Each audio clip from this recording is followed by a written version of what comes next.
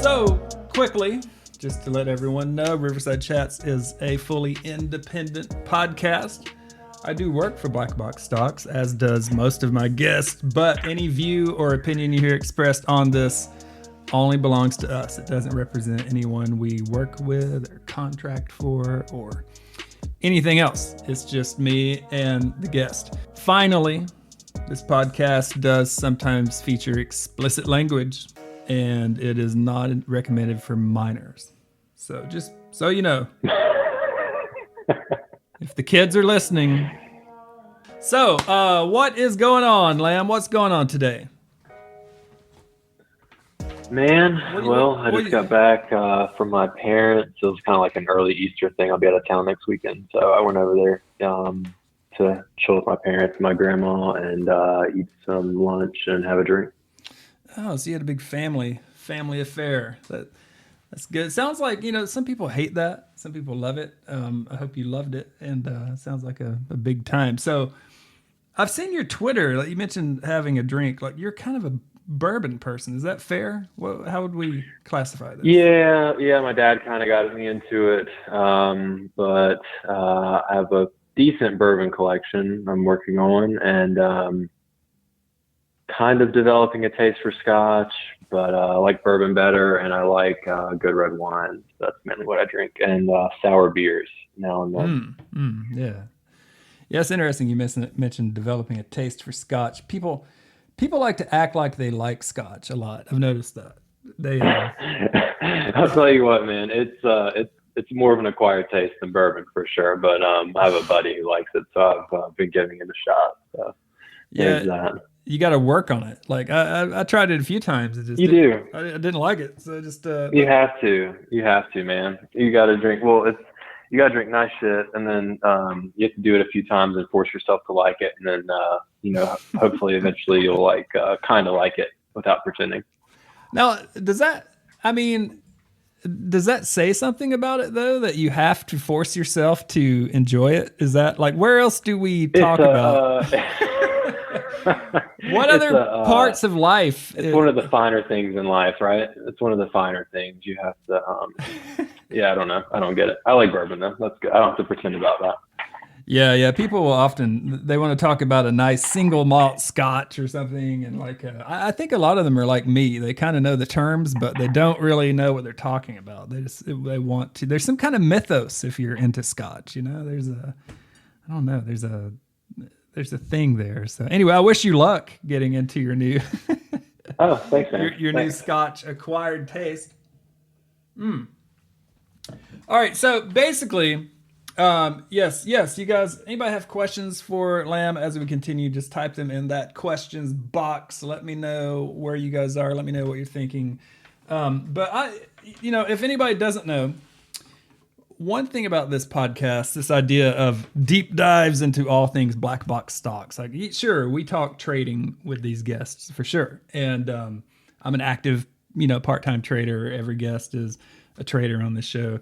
But really, a deep dives aspect, we really want to know more about you guys. You're a moderator in the Black Box Stocks community. You're on Voice.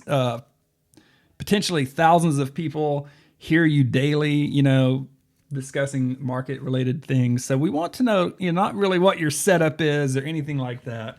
Although, if it comes up, that's fine. But we want to really get into some things. So I've definitely got some areas to go here today that I think will be of interest. But first, speaking of moderator, open book, so hit me. Yeah, I can't wait. Speaking of moderator duties, though, how'd you like that first class you did? How'd the fib class go? Man, I was so nervous. I'm not even gonna lie to you. I think I blacked out the entire time, but I think overall it went pretty well. I was jittery. It was different than being on Voice for whatever reason. So that's interesting. I was happy with it and had some good feedback, and I hope to do it again and be slightly less nervous, but I'll still be very nervous. So that's just how it goes. Well, you must be kind of a cool cat because you didn't seem nervous. I mean, I heard about, 15 minutes of it or something, but you definitely didn't seem nervous. You seemed very relaxed. So you've learned to hide the nervousness, haven't you? Yeah. Over time, I've grown out of it. slightly, but Yeah. it's still there. But voice doesn't bother you. You never get nervous like in the morning before voices. No, that was weird. That Hmm. was really weird. Charlie gave me like a trial run to get on voice, and Mm-hmm. obviously I had jitters like starting, but it went pretty smoothly. It was just it felt natural. I was kind of just it's like stuff I'm already thinking, and then I just voice it. So it was that part came natural, and I don't know what it was. I just kind of jumped in and started doing it. So yeah, that was lucky for me because I'm generally not a public speaker or outgoing person, to say the least, initially. So yeah, I'm glad that worked out how it did. Yeah, cool. Yeah, I heard great feedback too. I think like the teaching those classes, like it's something about the GoToWebinar system. When you're the one running it and you're the one like having to look at all the things. Plus, you're yeah, it can kind of be a pain. But so sure, we want to know how you came to Black Box. But even before that, like, what got you into trading? What's your story? Like, I always think it's an interesting question. Why do any of us trade? Right, as retail traders, like, why do we do it? So what got you into trading in the very beginning? So back in college, I traded penny stocks probably for, I don't know, 6 months to a year, something like that. But never got super serious or into it or traded with any type of capital. But that was like kind of my taste into it.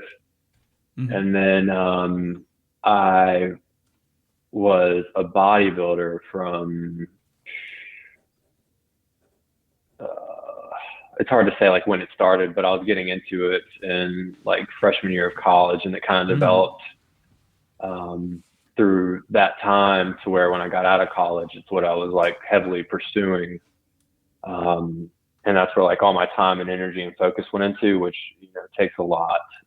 Yeah. And I was coaching people inside of that. So I was doing people's diets and training and like online training. And I had a heart issue basically that made me pause and have to step back from it.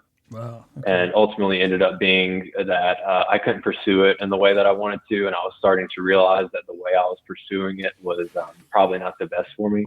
Okay. So I had to redirect all that time, attention, focused energy. And I was doing bodybuilding. I wanted to be very good at it, but also I wanted very few of them make money. But with social media, it opened up some doors. And competing, you can make money in sponsorships. And ultimately, I wanted to make money. I've always wanted to make money. So I think I was just on Instagram at the time or Facebook and started getting like, Discord group promotions and bullshit for options trading. So I just kind of jumped down the rabbit hole. Like once I get like, I'm either 0 or 100 about something. So once like I started to trail back from bodybuilding, I just fell off pretty quickly and fell into starting to study trading and just joined some Discord groups, and the kind of snowballed from there. But it was just to make money. I've always been hustling, so to say. I've had 3 to 5 sources of income since I was yeah. 22, 23. So once I graduated college, it was just how can I make as much money as I can, and what ways can I do it, in the most time efficient manner. Like how can I have all these separate hustles and get them all done and get something out of them. So trading ended up being more of my focus, and I've started to dwindle down just to more so on trading. I still work full time, and then moderate, obviously, and I don't plan on quitting moderating. I thoroughly enjoy that. But the goal is eventually to be a full-time trader and moderator for Black Box. But that's the long story short. Yeah, sure. Yeah, that's a hell of an answer. I got to say, that's one of the more interesting. There's a lot of stuff there. I'm taking notes. intensely curious about everything. I just took a bunch of notes because you just said a bunch of things there that I find that might be the most interesting answer to that question so far that I've heard, because you're coming off of bodybuilding, which I want to go down that road with you, if you're willing to, because I'm interested. Sure, yeah, I'm anything. interested in that world. I've got some friends who did it, and I've got some connections there, and I know that that's an intense thing. And you're saying you were forced to stop for health reasons, and that's when you got into trading. So that's really interesting, because trading for a lot of people can be an intense thing in itself. Like, some people can't handle the intensity of trading, frankly. Trading is not shit compared to what you. Well, I say it's two different completely things, but let me just say that bodybuilding requires a bit more, in a sense, depending which way you take it. But that's what I'm thinking. I'm thinking, you were to the point, having success as in bodybuilding, and you said you were looking into doing it competitively and making money at, like, so you did well is what I'm getting at. So I bet trading, that makes sense. Yeah, I was competing and winning my weight class, and I had a pretty decent following on Instagram, and had built up a pretty good client base.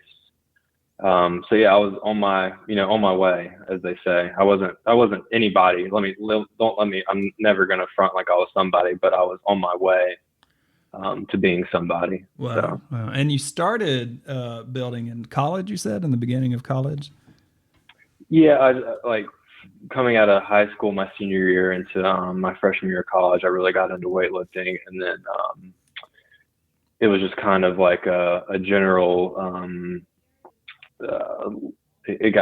I would go through phases through college, right? Like, I was still in college, but I would go through phases of like how serious I was taking it. And I did my first men's physique show my junior year of college, and that was kind of the start of it all. But yeah, it was just like a gradual progression of seriousness. And by my junior year, I had been, I won't say kicked out of my fraternity. I was asked to step away from my fraternity because of extracurricular activities I was doing. Okay. Yeah. As a hustle. Okay. Gotcha. And so that pissed me off. So I really started focusing on bodybuilding much more. And into my senior year, I moved in with somebody that we shared the same passion for working out. So me and him took it a bit more serious, and it just went from there. So were you always like before, were you always just a fitness oriented person, just a fit person, like even at, early teenage? No, I was super skinny in high school, and I played baseball and skateboarded, and but no, I was never like, I just ate like fucking box macaroni and cheese and shit, like drank soda, skateboarding and stuff. And that wasn't like a big thing. Like, it was like bodybuilding definitely introduced me to that, and took me out of my comfort zone with food a lot. And I eat a lot more different food because of it. But yeah.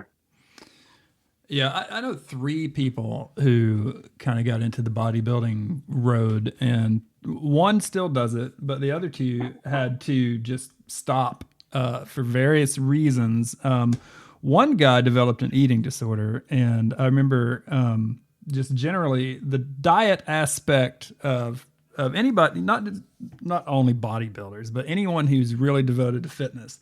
The diet aspect of it, to me, is got to be the hugest challenge. But like these guys were eating like nothing but tuna fish and supplements, and sometimes illegal supplements. Yeah, you know what I mean. But like tuna fish, water, and like nothing but just chicken and protein shakes, and like that's insane. What kind of diet were you doing back in those days? Was it like that pretty much? Super. So it depends. It differed. It depends on what you're doing, and it's like. It was kind of like, it's how I treated trading, right? So like I got into it, and all I would do is as much fucking research as I possibly could do. Yeah. Right. Like I'm trying to learn as much as I can. I'm trying everything I can. I'm trying to see what works, what doesn't work. anybody I run into, I'm talking to them. I'm trying to figure out what they're doing. If there's a big dude in the gym, I want to know what he's doing, why they're doing it. Yeah. And that's what helped me in trading. But so the diet differed. I can't tell you exactly, but I'll tell you from my experience, yes. The eating disorder is a real thing, especially with women, but even it happens to men too. There's no doubt about it. My last show, so I did one more show after my heart scare, and I took care of that. And I pushed. So I had a new coach at the time, and he was terrific, but he pushed me.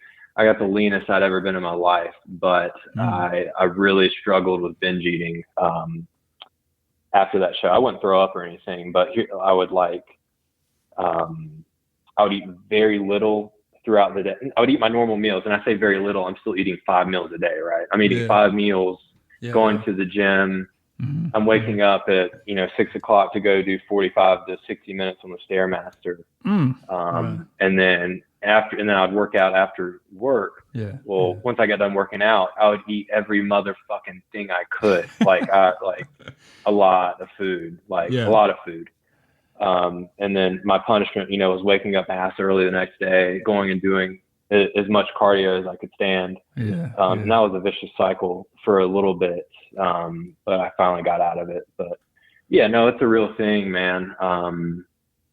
There's no, people want to say bodybuilding's healthy and shit, but once you get competitive and want to push your body to look a certain way, there's absolutely not one thing healthy about it.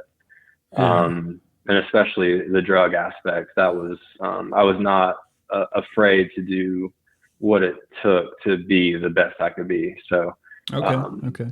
Well, that's a natural question. Like in your experience, how common, is steroid usage and other things in that scene? Oh, it's, if you want to be shit in bodybuilding, I mean, you have to. And I was such a naive little shit getting into it. I was like, oh, I'm natural. I'm going to stay natural and do it. And that lasted until, God, I can't remember. It was either right before I graduated college it was the end of that year, the year I graduated college. I started my first cycle and I never looked back from there pretty much. So I was, and just like I experimented with diets, I experimented with that. So, let's see, I did that I did it on my own for probably 2 years. Then I hired my first coach, and then my coach took over, PED usage, drugs, training, cardio, supplements, everything. And from there I was under his wing and worked with him for a long time up until I had my heart issue. So yes, the NPC is what I competed in, but that's the big organization with the Olympia and all the well-known bodybuilders, but it's not drug tested or anything. And anybody out there competing or pro or anything, anybody worth a shit is on something.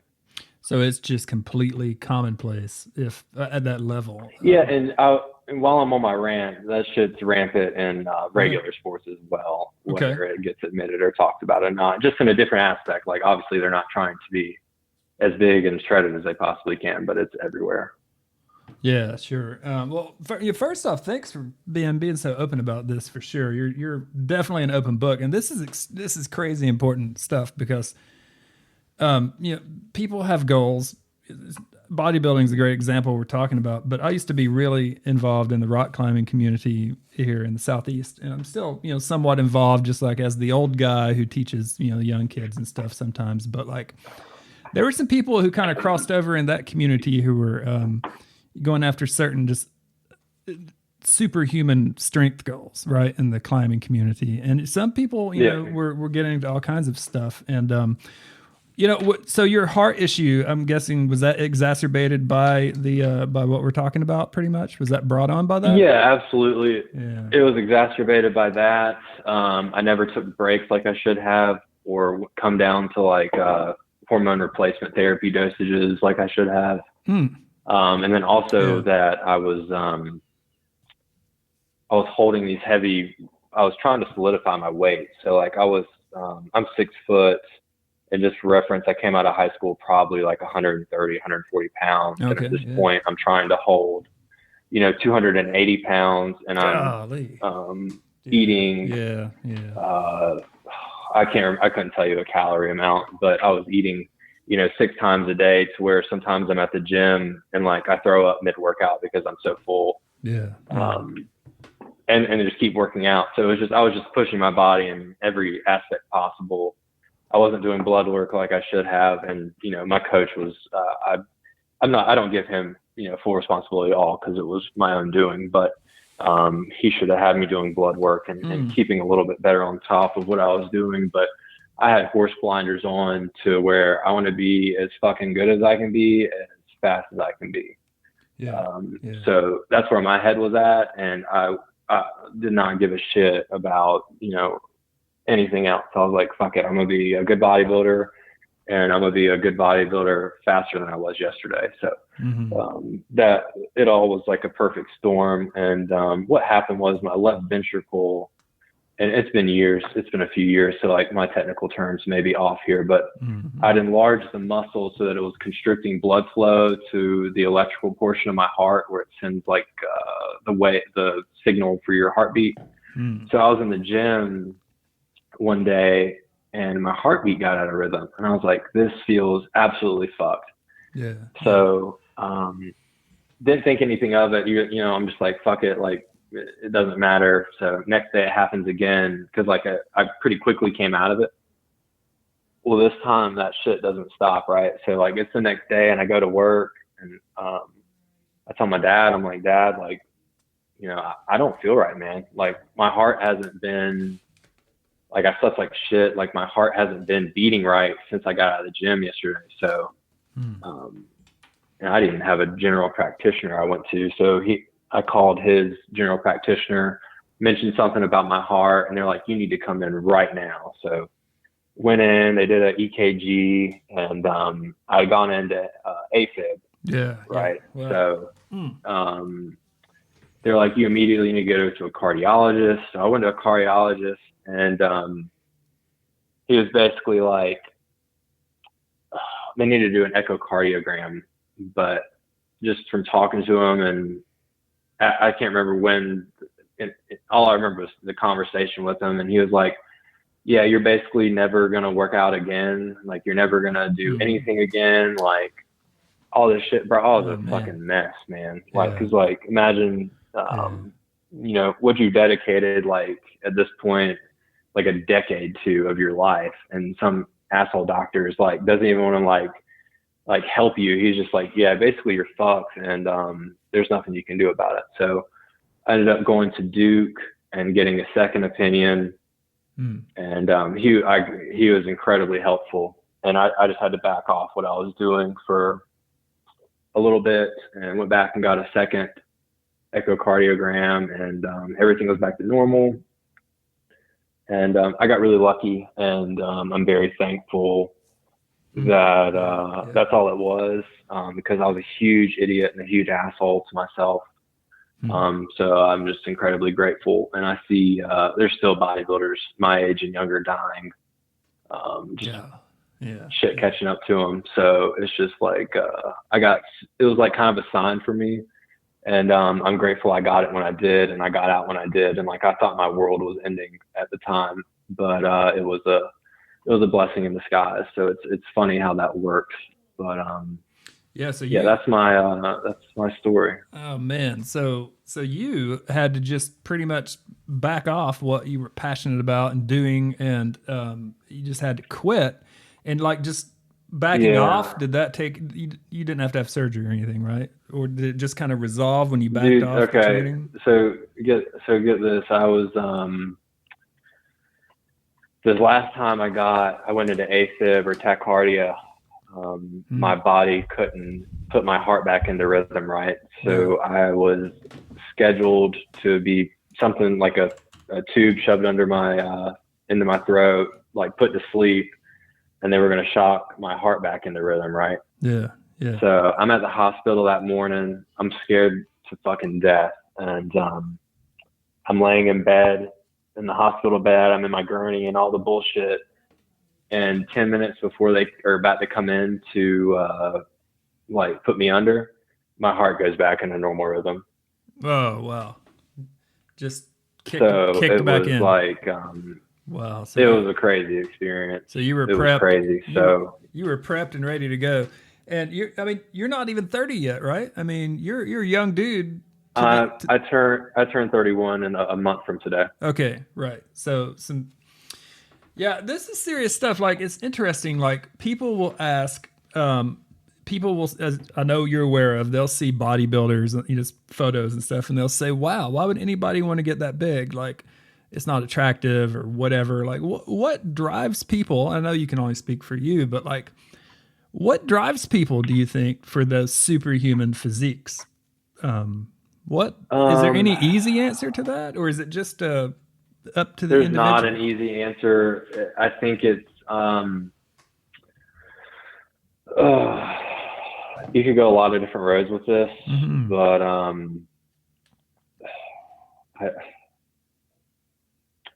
first of all, it's addicting to see your body change like that and improve. Right. That's an aspect to it. Is like you constantly want to be better, and then like kind of like your idea of what's too big like changes with that.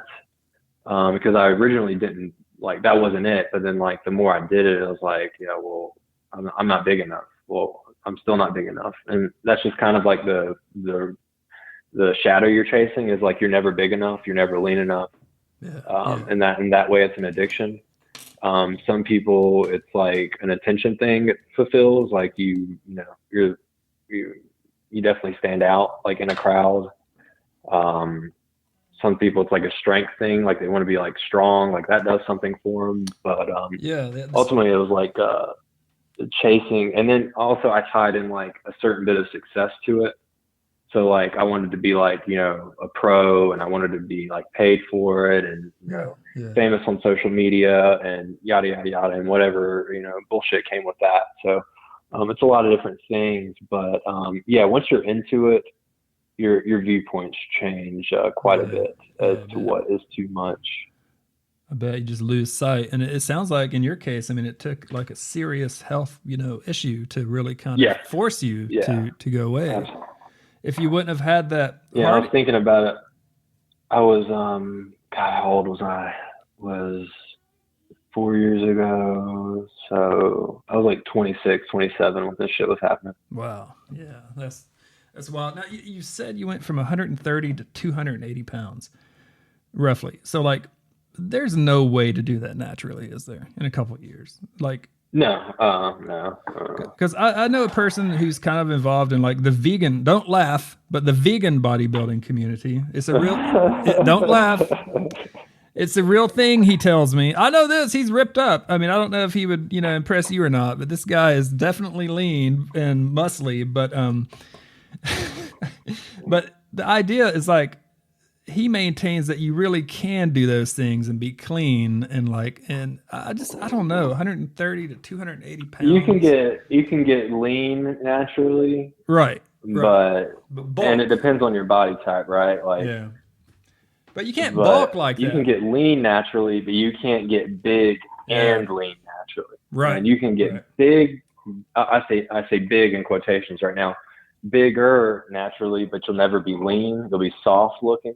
But to be big, full, lean, and like the whole combination, you're on something. So I mean, it's a nice thought that you can do it naturally, and some people's genetics are better than others, obviously. But, sure.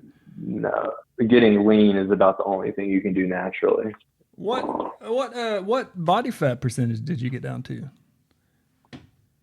And it's kind of a funny thing in that industry, all the different ways to read it. But my last show I went to, and got, I can't even think of what it's called now. I don't know, one of the more scientific methods of getting a body fat measurement done. And I was like in the 4s or 4% range or something. Yeah. I tell you, so it took that for you. If you wouldn't have had that heart issue, I mean, do you think you would still be into it? Do you think you would still be?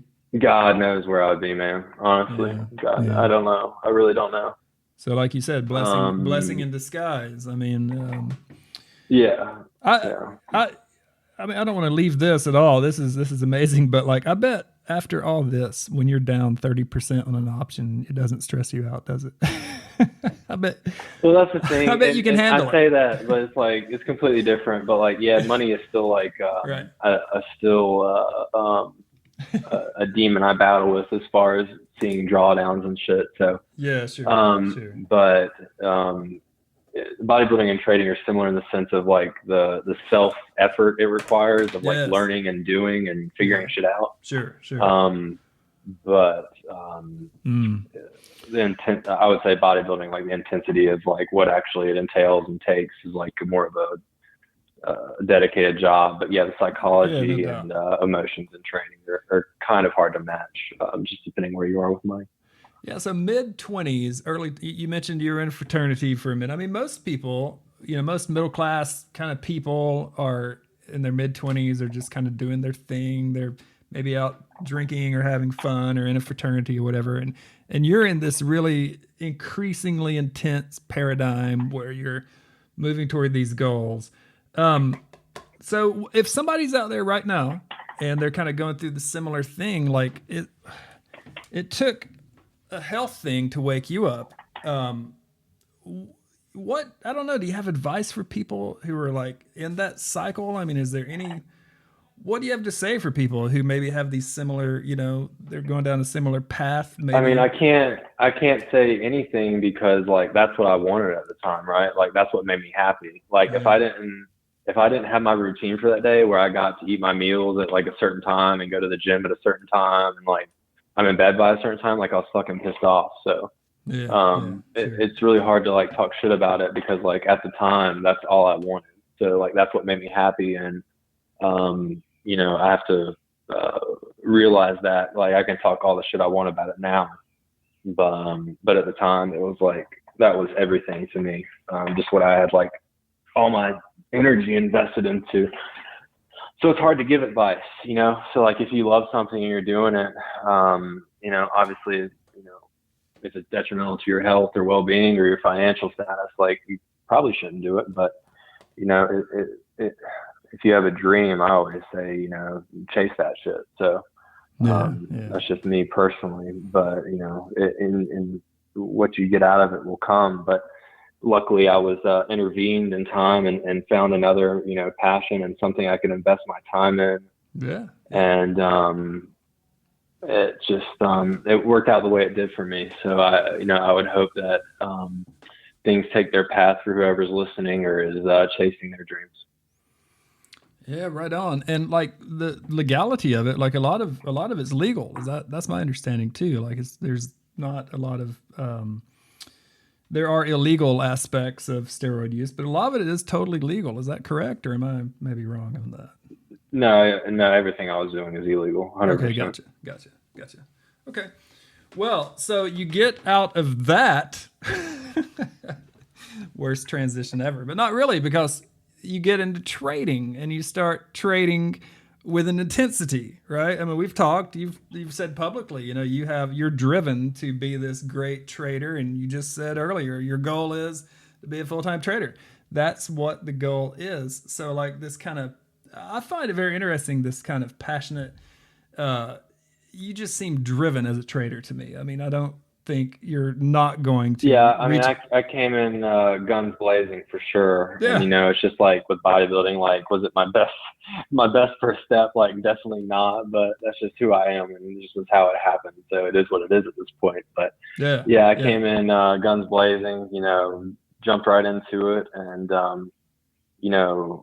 tried to run before I could walk and paid the piper and learn the hard way. And that's just what some people have to learn the hard way. And that is definitely how my stubborn ass has to learn. So every moderator I've interviewed so far on this podcast have talked about blowing up early accounts, or at least making like big, bad decisions either with pennies or with, 0 DTEs or something. But all of you guys have that experience, which is an interesting, it makes sense. You've been there, you've regrouped from that, and you're headed toward the full-time trading. Like, how long between when you started trading to when you found BlackBox? How'd you get hooked up with those crazy guys?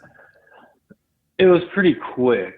I would say within like the first few months of, because I was just jumping from paid service to paid service, right? Like I was just looking for like the answer, you know what I mean? Like someone who's gonna like, you'd be like, this is what you do, and like you always make money. And BlackBox is one of the first few groups I found and joined. And the Discord was like initially completely different than any of the other ones as far as like the professionalism and the moderators there to help you, and the voice. Well, I was in BlackBox, I didn't even fucking know about the voice. Like I knew, like I didn't even join it or anything at first. And I finally joined it one day. I was like, holy shit, like this is like way helpful than just reading in chat all day. So that was one thing. But I just got lucky, I guess. I tripped up and found them, and I stopped using the other services I was using. And then it was kind of like I went from like looking for like an answer to like trying to create my own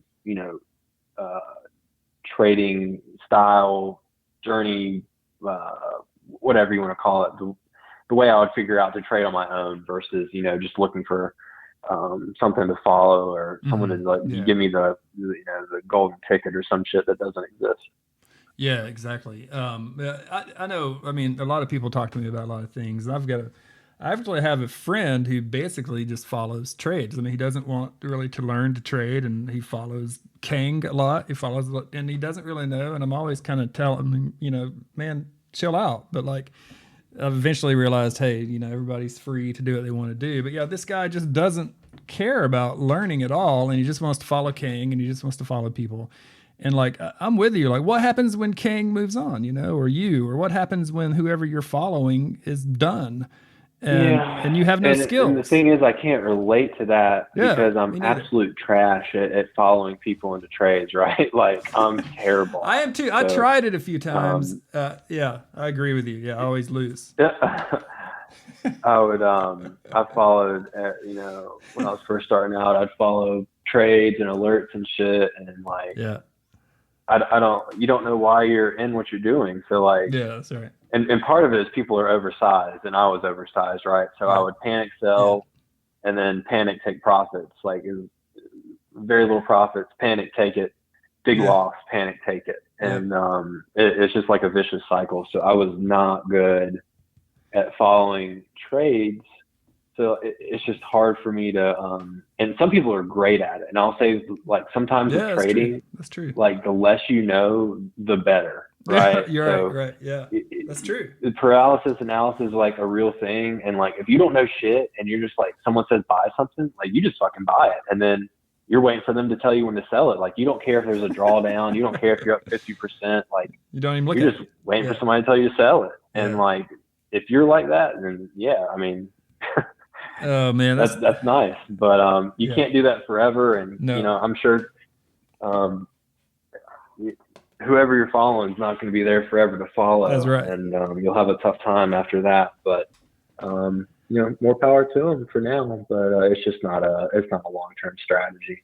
Yeah, I agree. I did that thing. I'd follow someone and take a loss. And then it led to when the position would go up, I would take like a really, really early green, and just because I get all paranoid. And you're like, oh my God, thank God it's green. Let me take this. Yeah, so you take your 6% or whatever if you're lucky, and then whatever, it bounces 2 days later. And then, so this person, which, I mean, whatever, it's a free country, it's a free, we do what we want to do, but this person has no interest in learning trading. They just follow people, and I don't know if he does well or not, but that's wild. So all right, you find BlackBox, you find the chat, and then eventually you find voice, which that's funny. I think a lot of people sometimes do the opposite. They go to Discord and they don't always go to the site too much, which, if you're out there in the community, you should avail yourself of all of these things.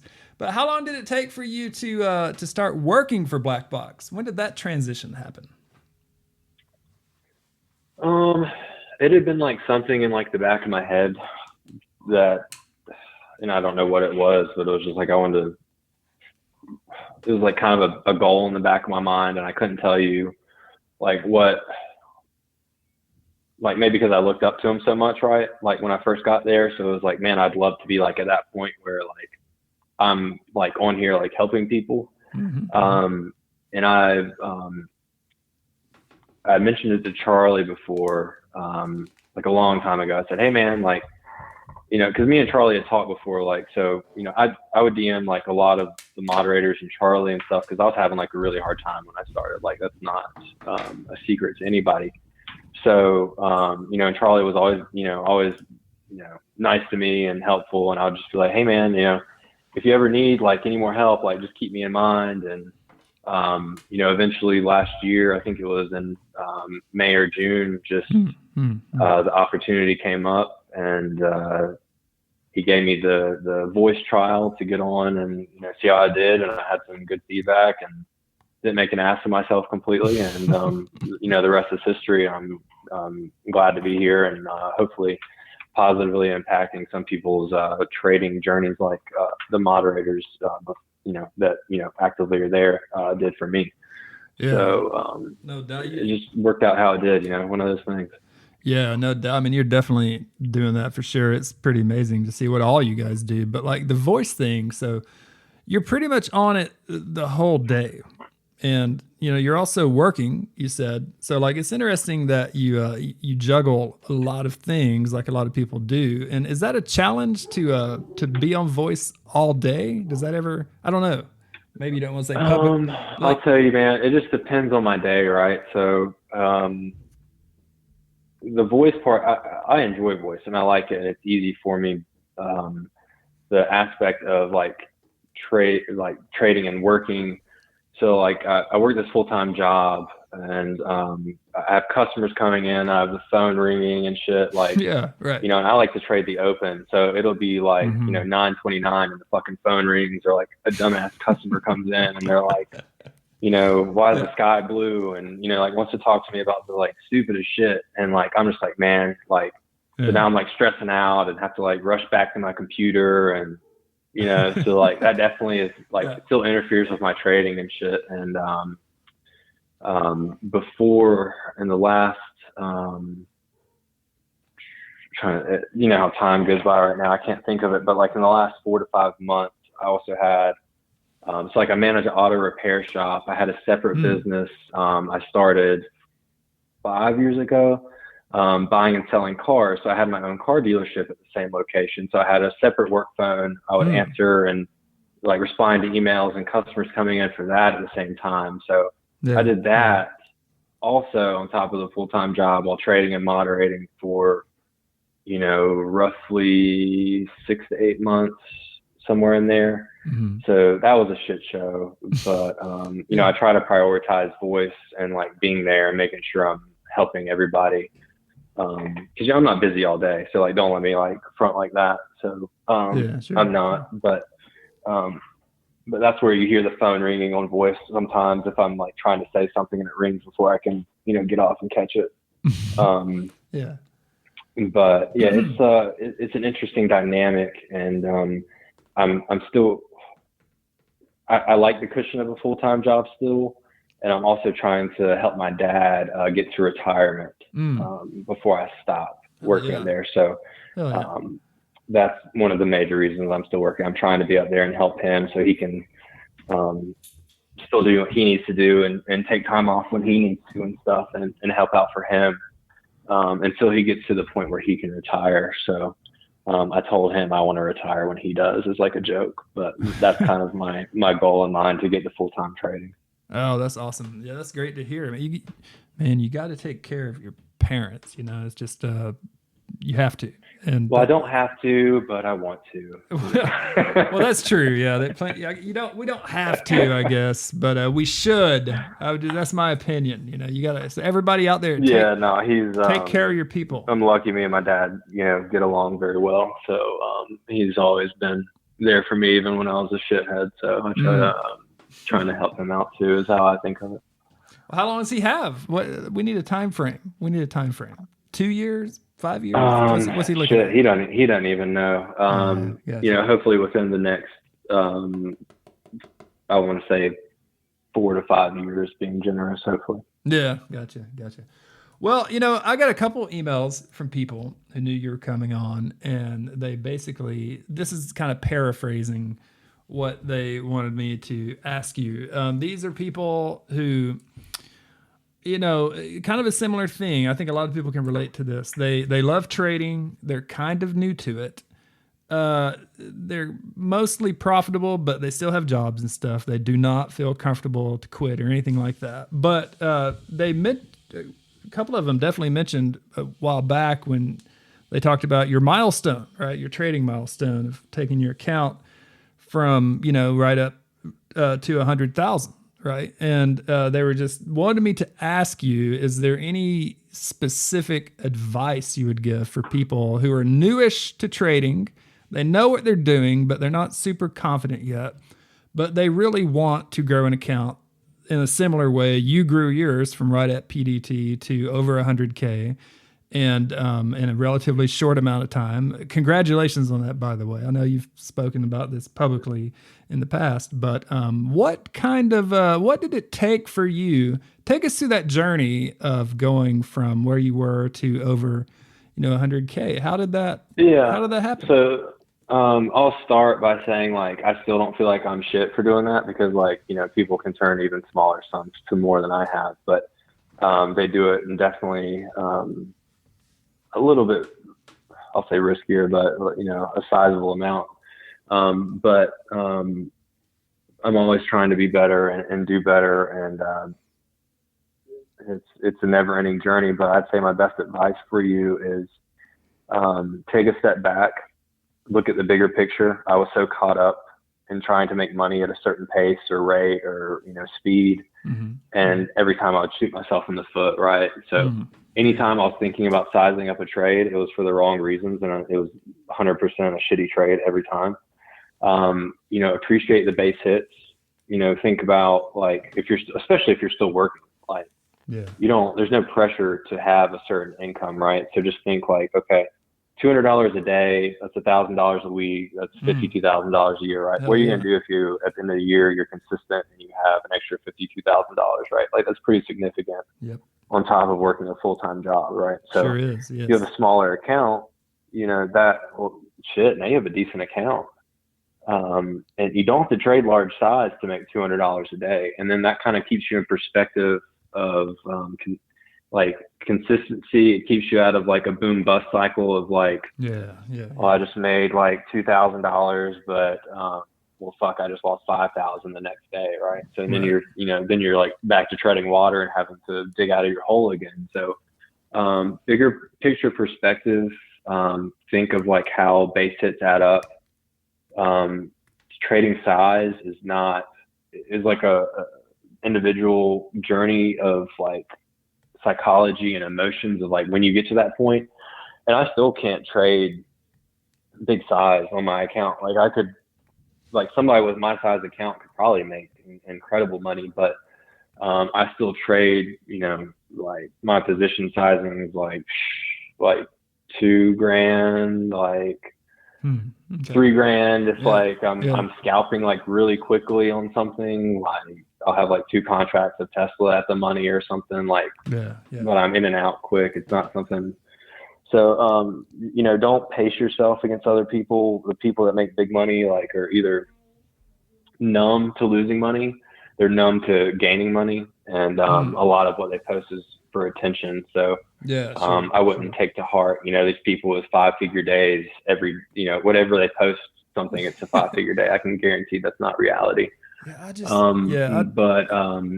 Just appreciate that. And then from there, you can kind of step up, like, $200 to $300 a day. And then, well, before you know it, you're making $2,000 a week, and that's $100,000 extra a year. And, like, now you're saying, well, I could probably go full-time trading. So, you'll get there quicker than you think if you just stop obsessing over the dollar amount, getting rich in any kind of fashion overnight, or, just be patient. The high profitability, or probability setups, just let them come to you. Trade them, make your, lunch money is whatever you want to call it to make it sound insignificant, but it'll add up. Sure. If you are consistent, that's the biggest thing. Focus on your process. Well, that's one of the things I respect and like the most about you as a sort of a public, figure in trading.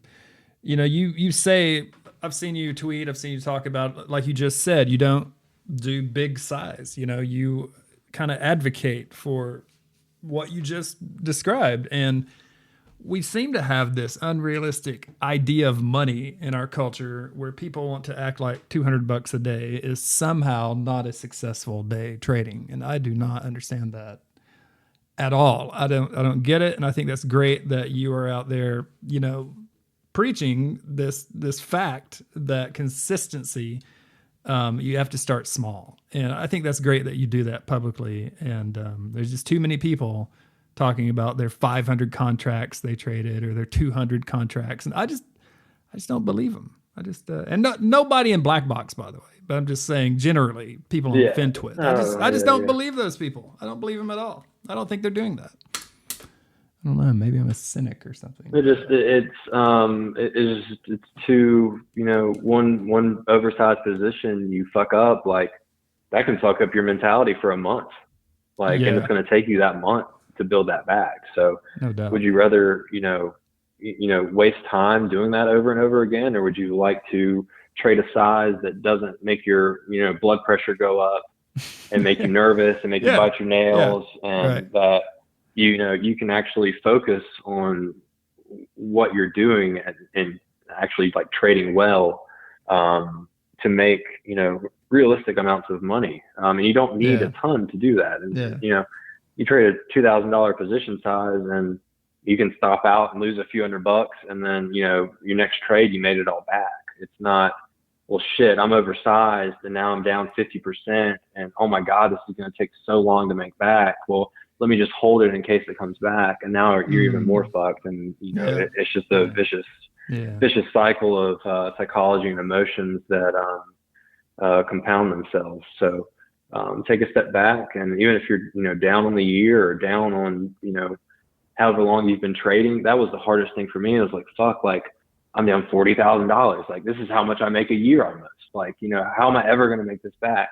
Yeah. And it was finally just being like, I need to make money first of all, before I worry about making any large sum of money, and then let that add up. And then before you know it, like, no, it's not going to come back to you in a month, but in 6 months, you're like, shit, I've like made a very big chunk of this back. Like, and you build confidence that way, right? Yeah. If you're consistently profitable, if you're consistently taking money home every day, you build confidence, and you have to have confidence as a trader in the long run. Yeah. You mentioned like you were on What Went Wrong. We've been talking about various things for a long time about, losing trades and what we can learn from them. But like, that was another question someone had for you. How do you deal with taking a sizable loss and just not throwing the towel? How do you do you have any specific thing? I have a great example. Good. Because, and I haven't talked about this because I've been trying to cope with it still. So, okay. Not this week, but last week I was on like a 15-day green streak, right? I made money 15 days in a row. Oh, yeah. My account was at all-time highs. Like I had just like officially hit like another milestone for me. Okay. I had hit like the amount of money I wanted to make for the first quarter of the year. And this was on a Wednesday, right? And I go into Thursday and I don't know what happened to me. I had a mental lapse and I blew up like fucking $3,500, right? Which is like a huge loss for me. It's not, it's not a big percentage of what I'm trading with, but mentally to me, that's huge. So, cause I like to keep, like, if I'm red on a day, like it's like, I'm almost break even, or like in a really, really bad day, like I'm down $1,000, right? So I blew up $3,500. I blew up every dollar I'd made that week. And so like, I'm like, okay, well, I haven't done this in a while. So I go into Friday and I start off, I have 2 fucking badass trades. I'm up like $800 within like 10 minutes of the market open, and I blow that all the fuck up, and I end the day down like $1,300. Oh man. Because like I was still stuck on making back what I lost the day before, right? That's right. So then you're down 4,800. Now I'm red on the week, which I rarely ever lose money on a week. Like even if I'm break even or up $500, like it's like I kind of gauge my like consistency by the week. So now I've lost money on the week. I'm fucking pissed off. I'm sad, like that's like, it goes from mad to sad. Like I'm fucking pissed at myself, and I'm like, well, fuck, this is like, now I'm like being really hard on myself. I'm like, you're better than this. You know better than this. Like, what the fuck are you doing? Like, why? So go into Monday, lose money again. Tuesday, lose money again. Smaller sums of this. So now I'm on a 4-day losing streak, right? Yeah. I can't tell you the last time I was on a 4-day losing streak. But at this point, it's not because like, and once you get to this point, it's not because you don't know what the fuck to do. Like, you know what to do. Yeah, right. But you're having this mental lapse to where like you're getting in front of yourself for making money. Like, instead of thinking about what I'm doing, you're thinking, well, I need to make money, or like I need to make X amount of dollars. So I'm not going into a trade thinking this is a good entry, this is a good setup, this is the right amount of contracts to have. I'm jumping into shit. Like I'm jumping into shit like, well, hopefully I can like get in and out of this real quick, and I'll scout this. Yep. And finally, the 5th day, I woke up that morning, and at this point, I'm just like, I'm not even like, I'm kind of neutral about everything now, and I'm just like, okay, I'm gonna have a green number at the end of the day. Like I don't care. And I finally broke that streak, and green Thursday, green Friday, and I pretty much got break even on this past week, right? So this week's null, and now I can start fresh and attack next week with a bit of a fresher mindset. But and I got out a win there, but I hope that story can help other people, because like I'll never pretend like I'm a moderator for BlackBox and I'm perfect and I never lose money and I never have bad trades and I never slip up, and that's just not true. And I don't, some people are complete robots with this shit, and like I'm just not there yet. And I've been doing it for almost 4 years, and maybe at 10 years I'll be like that, who knows. But it's going to happen. It's how you cope with it and how you process it, right? So I still struggle with like being nice to myself, and like I paid a therapist to like talk to me about this shit, because like I was so determined to be like a good trader. Like I didn't care what it took. So you have to be nicer to yourself. You have to understand that mistakes are part of the journey, especially like the fresher you are into learning and doing this. Size down. Like one contract, like don't even worry about making like X dollars back. Like size down, trade less. Be like, am I like, you have to like give yourself a checklist. Like, why am I entering this? Is this a good entry? Like, what's the market doing? Like, what supports my trade right here? Like, am I chasing? Is this candle like anywhere near support? Am I at resistance? Like, like really be thorough and think about what you're doing. Because if you don't, the reason you're trading is to make money back. And if you're thinking about money while you're trading, you're fucked from the get-go. You can get lucky, but your mindset's not going to get you where you need to be. So that's my best advice, is just being accepting of yourself and the process, and being able to dust yourself off and try again, because that's what trading is. That's all I got. Yeah. So just not quitting. Do you think it makes it harder for you? Like, that's recent. You're dealing with that loss, last couple of weeks, and you're saying, do you think it makes it harder for you, since you're on voice, to kind of deal with, that kind of psychology of losing things, or does that help you, or what do you think about that? Because, we all make money and lose money. Because I have to keep a level, keel about everything, and still be talking about stuff like I'm unbothered. So it's a bit of acting, but it's fine. Gotcha. It is what it is. Like, it's just part of like what I signed up for. So I don't, I'm not too bothered by it. But, that's good. That's good. It'd be tough. Like, you're down in the dumps and you got to get on voice and be cheery and be active and stuff. But it's just it is part of what it is, so. Yeah, Kang and when we were talking, he told me that it's difficult. One thing, like if somebody follows him and like if it's one of his losing trades and people lost money, they're DMing him and stuff like that, and he's dealing with that, which he feels bad. But he also he lost money too. You know what I mean? Because like me, for instance, I'll make trades and sometimes make money or lose money, but I don't have to deal with it and do all this other trading related stuff. So I think it's an interesting paradigm you guys have going on because you're trading actively and 15 days green sometimes, 5 days red sometimes. It's just got to be a tough balancing act. So I think it's great that you guys do that publicly. And I don't know. I don't think I would be very good at it at all. So that's big props.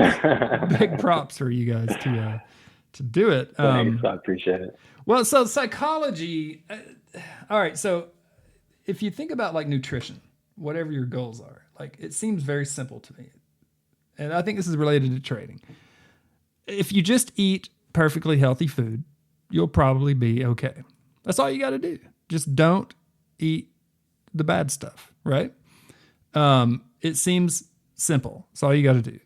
So trading it's a similar thing. Like if we just follow our rules, right? We just follow our rules and don't break them, exit with our plan, we're going to make money. Most trading strategies are probably pretty profitable, or could be, I'll say. So psychology comes in and changes all that from nutrition. It changes all that for fitness. It changes all that for rock climbing training, 100%.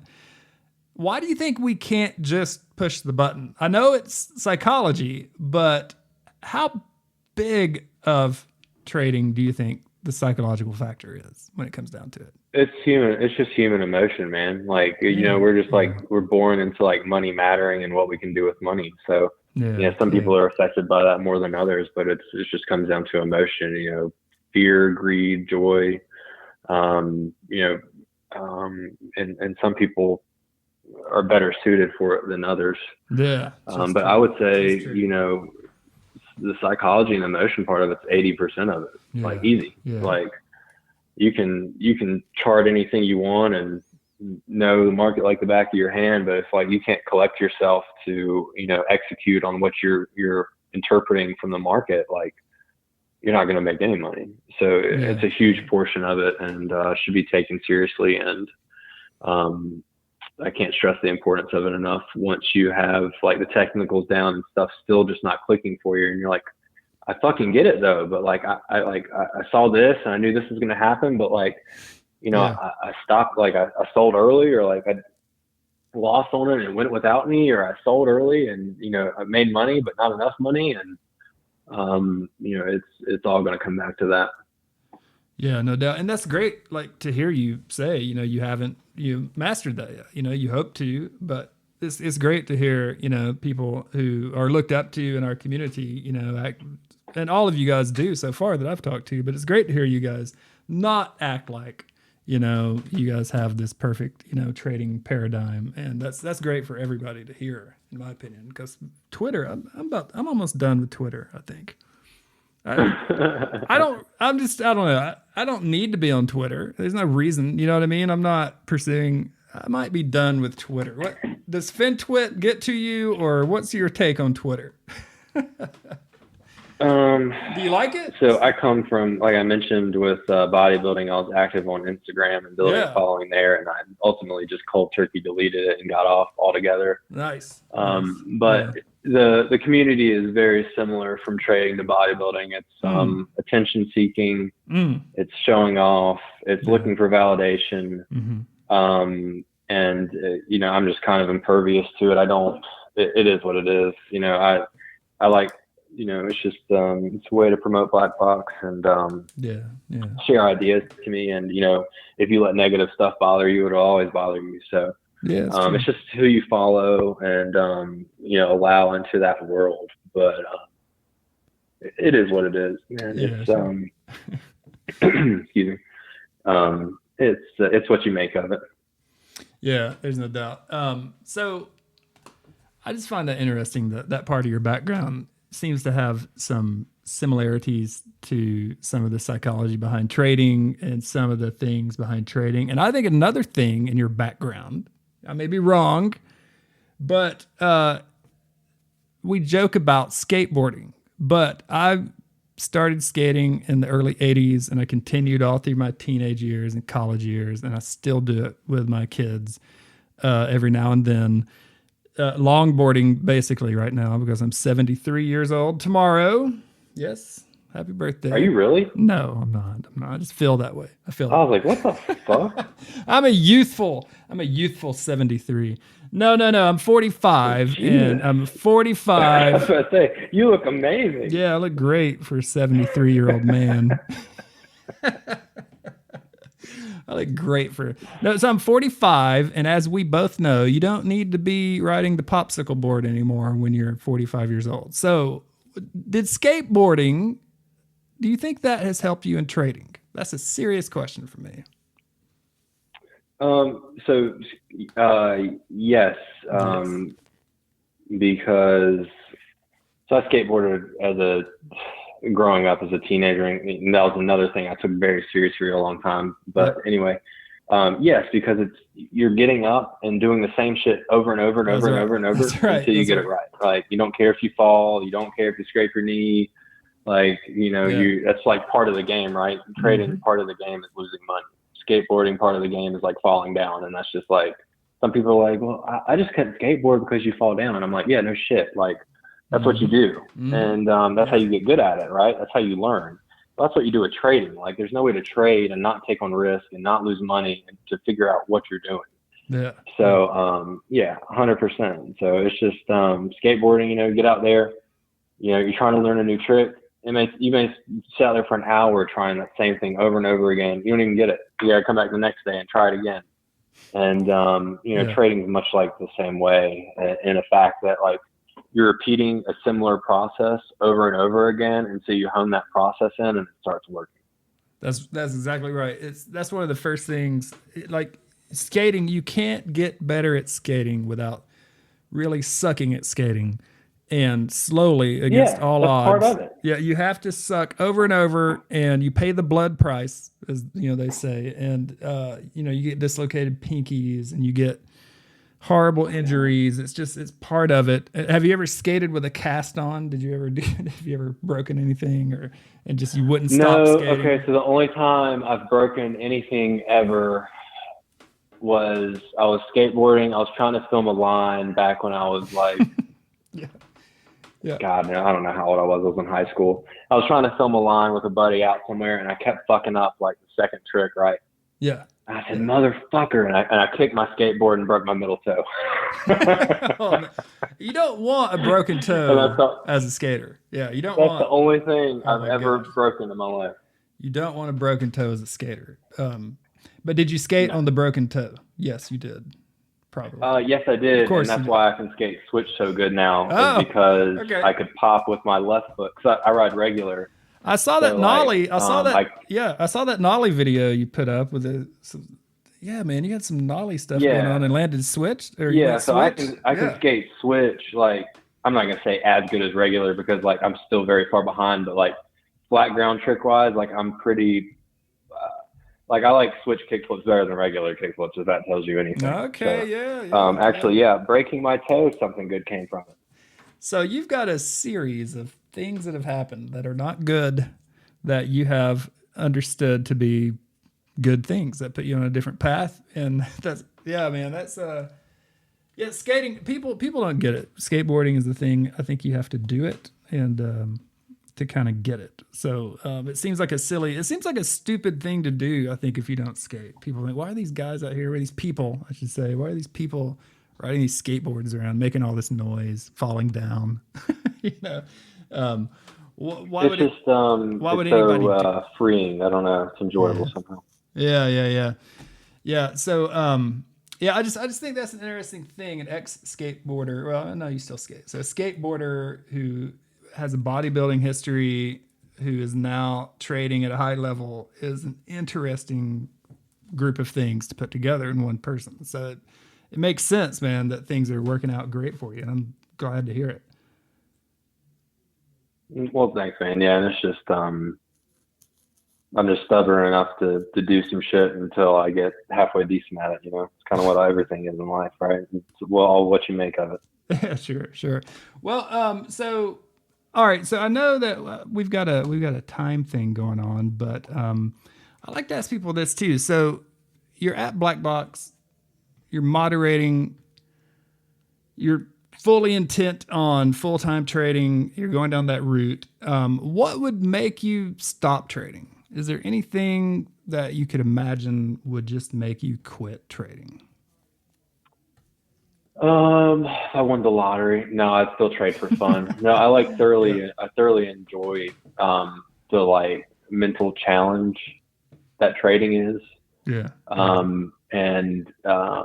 I'm kind of starting to like plan my life around being a full time trader. Like the as I get older, so it would take an unforeseeable force to make me quit trading at this point. Just because, not because one that I plan on making money from it, but two, I thoroughly enjoy the process of it, and I can't stress that isn't important enough for people that are beginning and like really want to make money, yeah.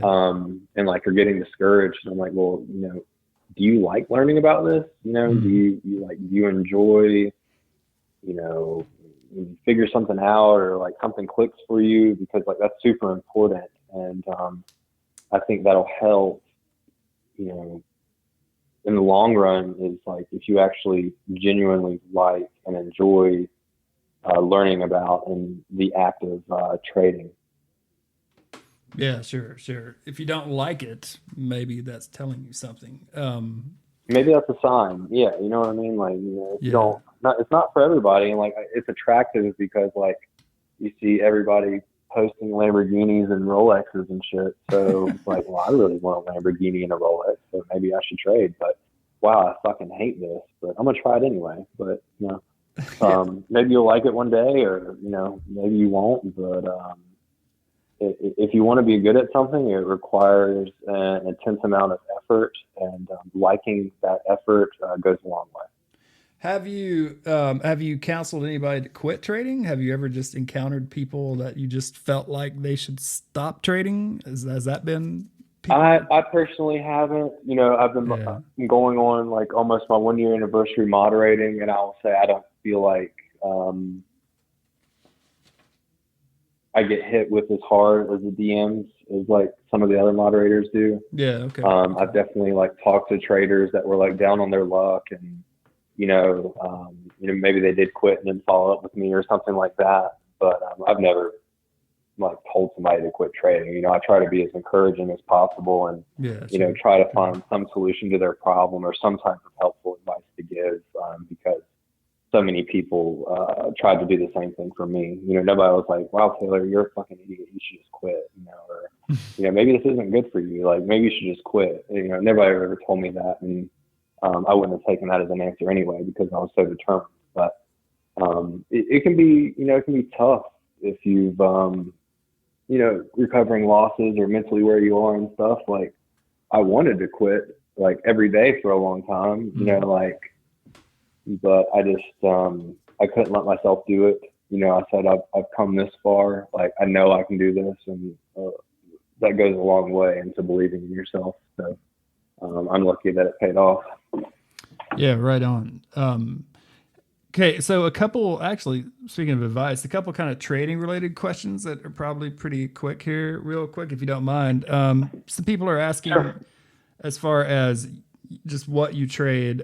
First off, do you sell options or are you just doing buy and sell? Like, are you See, writing oh my or? God. See, like I should be writing premium and selling options and shit because of the size of my account. Like I could be nickel Yeah, and diming yeah, like even more money. right, right.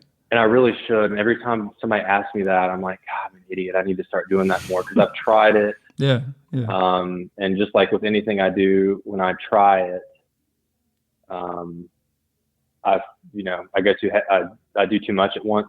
if that makes sense. So you're going to buy 1,000 shares of SPY to start selling, right?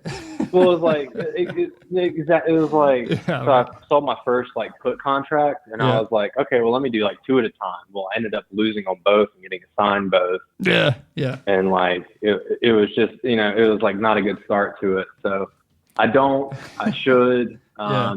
Gotcha. I've learned all about it. I'm decently knowledgeable about it, but I just haven't made it like part of my strategy yet, and I should. Gotcha. Yeah, and relatedly, someone asked, "Are you long anything? Like, do you have big collections of shares in any particular ticker, or are you just doing the option thing?" No, I don't. I'm literally all cash. I have an IRA account that Nice. Edward Jones mistakenly manages for me. Yeah. Yeah. Gotcha. No, I don't. I don't have the conviction right now to be long anything or be heavy in anything like that. So Yeah. no, I just scalp day to day. That's all I do. Yeah, someone asked, so I mean, I guess the answer probably might be yes, depending on the person, but someone asked, is scalping enough to make a living trading? That's, what do you think about that? Do you think just scalping can do it? Scalping options, I'm assuming. Oh yeah, absolutely. 100%. Yeah, I could, so most days if I didn't moderate or have a job, like I could be like doing something else the entire day by like 10 a.m. Like just from like a few scalps and a few candles. Like sometimes my trades are like 2 candles long if I get it right, Yeah, So, right. Yeah, no doubt. Yeah, absolutely. You absolutely can. And you don't, like I don't know if you missed the earlier section, but $200 a day, like you got a decent starting salary there. So yeah, you don't need a ton. No doubt. Yeah, there is that. I understand why that people would ask that question, because there is the sort of the understanding out there that if you're going to be a serious trader, you better be, writing call, you better be selling premium, you better be doing, you just need to do all these more advanced, you better be doing futures, for instance. I've heard a lot of people who kind of No, God, no. No, you don't need to do any of that. You can be all cash every night. And what Kang, like that's all Kang does, He manages his IRA, but all he does is scalp, and he's incredible. Like I know he makes great money. He seems to be. To be okay. He seems to be doing okay, doesn't he? I mean, yeah, exactly. I mean, Yeah. So, and Maria does the same thing. She, she'll swing flow and stuff, but like those are smaller positions for her. But like her bread and butter is scalping. So like if that's your personality and that's your style, like don't let anybody talk you out of that. Scalping won't be enough because. One day, hopefully that's, what I'll be making my bread and butter off of. And if I, get into writing premium or selling premium, because, once you have a bigger account, it's kind of it's a good way to generate some extra income. So yeah, once you get there, sure. But, scalping, you can do, the sky's the limit, really.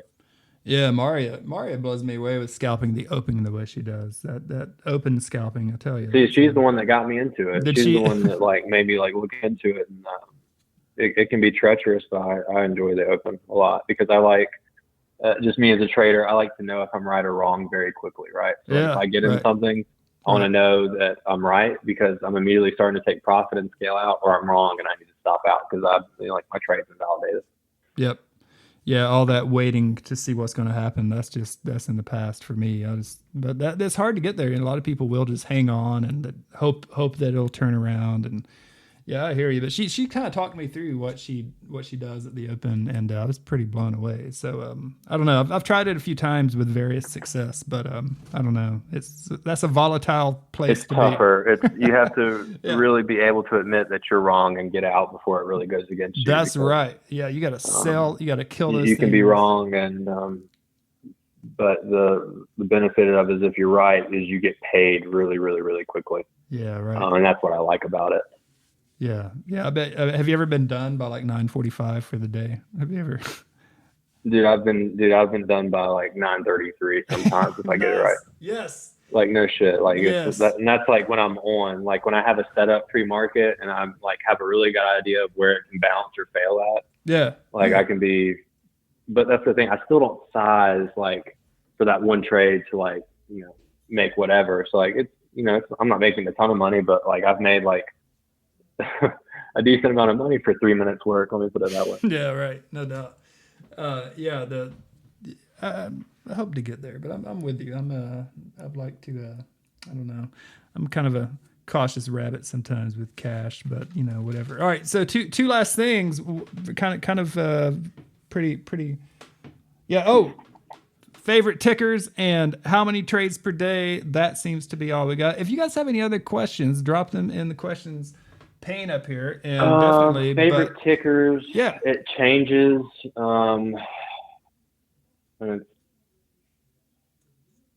I hesitate to say because I'm open to trade anything, but right now,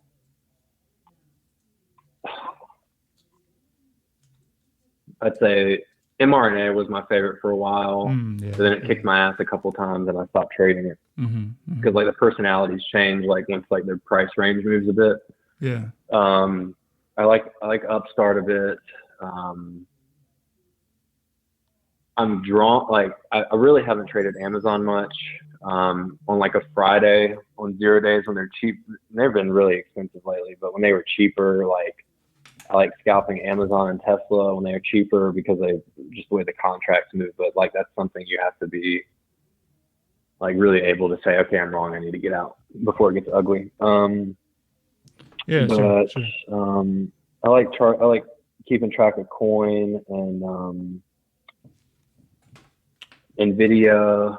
I like to just be aware of SPY and ES, just levels and where we're at and stuff. But that's mainly the ones I look at right now. But I'll go through and chart anything that's moving that day or had news or earnings or an upgrade or downgrade or whatever it may be.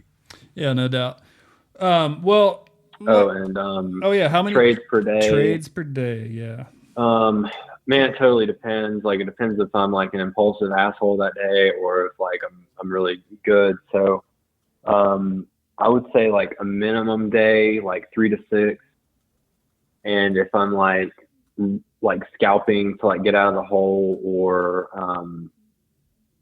I'm just over trading in general, like not necessarily a good thing. Like it can be, I don't know, like 15 to 25. Yeah, maybe more than that. Gotcha. It totally depends. And I would say like the better day I'm having, the less I've traded. Typically, I've had like 2, 3, 4 like pretty good trades.